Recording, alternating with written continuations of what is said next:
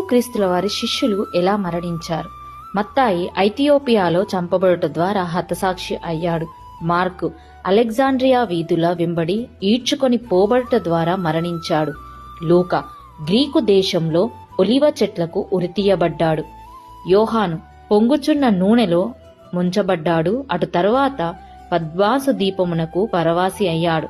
పేతురు రోమా పట్టణంలో తలక్రిందులుగా సిలువ వేయబడ్డాడు. యాకోబు ఒక కొండ శిఖరంపై నుండి క్రిందకు తోయబడి చనిపోయినట్లు కొట్టబడ్డాడు. బర్తలోమై సజీవంగా చర్మము ఒలిపింపబడింది.